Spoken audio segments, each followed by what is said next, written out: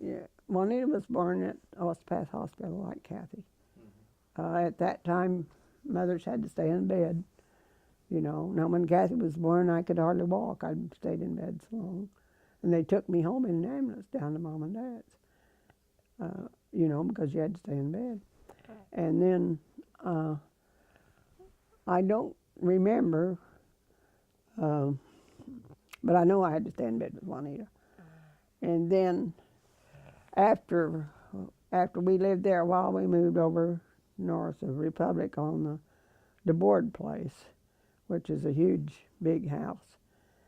And we moved over there, I believe, in April, and then John was born, and that was 1947. And John was born July the 1st, 1947, and we lived over there.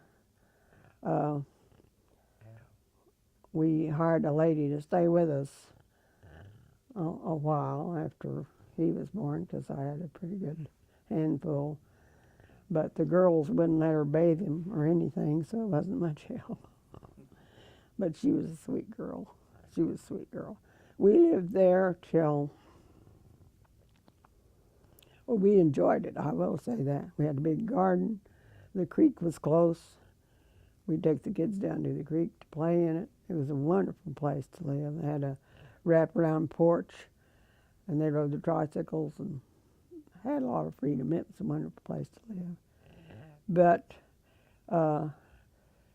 Kathy, when Kathy was in the first grade, or going to be, we moved to Republic, and we lived on South Main, just right by on the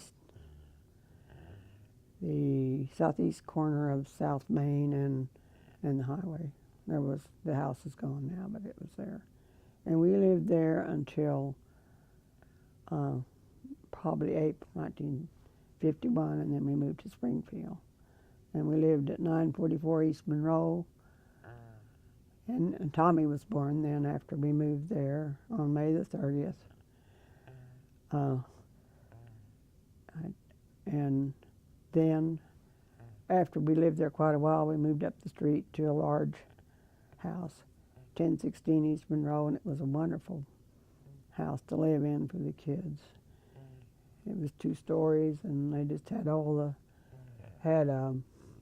back then, when this house was built, there wasn't air conditioning, and they had sleeping porches, and there was a sleeping porch they played on. And it was just a great place. We hated to move from there because it was really great. Had wonderful neighbors, and the kids went to Phelps Elementary School, which is on Kimbrough, close to Grant. And they went there, Kathy and Juanita and John. And we moved where I live now on Madeline Terrace in September 1957. And Mark was born in October 24th, 1957. So this is the only him he ever had. And then they went to, Kathy had to go to Pipkin Junior High when we moved over here. She was in Jarrett Junior High over there, but then she had to change to Pipkin, and she rode a bus. Juanita and John, and then Tommy was in the first grade that year, and they went to Pershing Elementary School. And I think maybe Juanita the next year, I think she might have had to go on to Pipkin. They didn't have the junior high yet, but John didn't have to, and Tommy went all 12 years to Pershing and through Glendale. Can you tell a little bit about maybe a family trip or vacations? Oh yeah, we didn't have, one thing I'll never forget, Camel 66 had these cabins down on Grand Lake in Oklahoma. So we could go down there, you know, and they weren't anything like cabins nowadays, but it was fun. So Buck was out on a boat. I guess he's fishing or something, and I was putting the fear of God in the kids because I didn't want them to get in the lake, you know. So I said to Johnny, he's just a little guy, and I said, "What would you do if you got in there?" And he said, "I'd just pull the plug." So, but it was good. And then I think after that we went on to visit Buck's mother in Pleasant.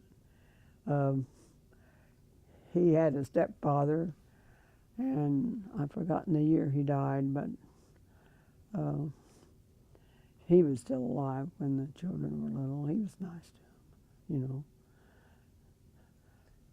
Can you talk about a Christmas that you had that was pretty special? I think they all were.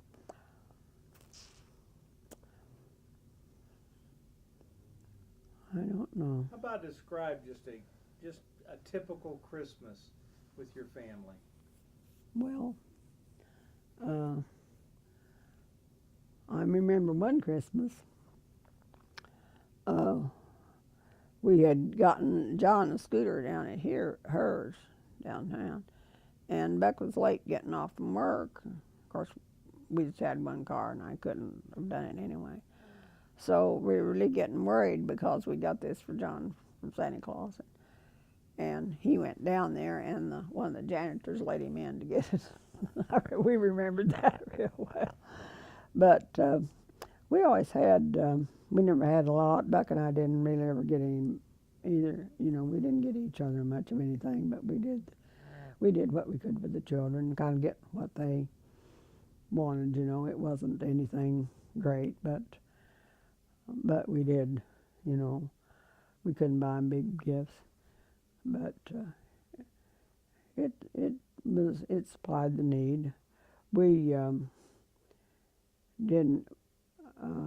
We had Christmas here at home, but most of the time we either went to Mom and Dad's and usually, or we did go to Buck's mother's some.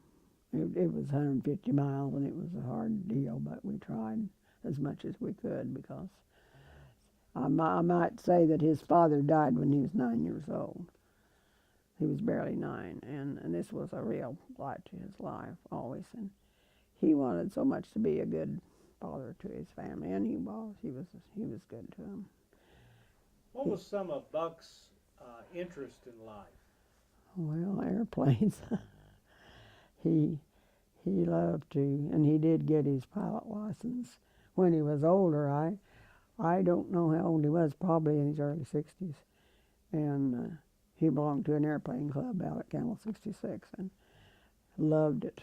I was just always so grateful he could do that because he had not had. Then after he retired, we bought a boat and a travel trailer, and one of the greatest joys he had was taking the grandchildren down there and letting them ski or whatever they wanted to do. So that was a good bond, for all of them. But I'm just grateful for what he could do because he was just 69 when he died. So, what were some of the things that you liked to do as an adult? I don't know. I just never really. I guess I was so busy being a mama, I didn't think much about it. I don't know. I enjoyed those times we went down there and took the kids. We sometimes we went down to the lake, and I would not sleep out. So sometimes Buck and the kids would sleep out. We went down to, I don't know, it was Forsyth or down in there, and we'd stay all night. But I'd sleep in the car. I wouldn't sleep out. I never would sleep out. Why would you sleep out, Helen? Oh, just creepy. I couldn't do it. I couldn't do it. No way. Now, I've been told you're quite a cook. Would you name some of the things that you really enjoyed cooking? Well, I don't know. I just enjoyed cooking for my family. I will say one thing that I don't like, but I cooked them most of my married life once a week, was pinto beans. And I don't like them. I never did. But we had them growing up. But that was something Buck really liked. I just tried to cook to please my family. Of course, I have some things I make that they want every year, and it's chocolate cake and those sort of things. I would say I just cook to please my family. You know, I don't know that I'm a prize cook. I just cook to please them.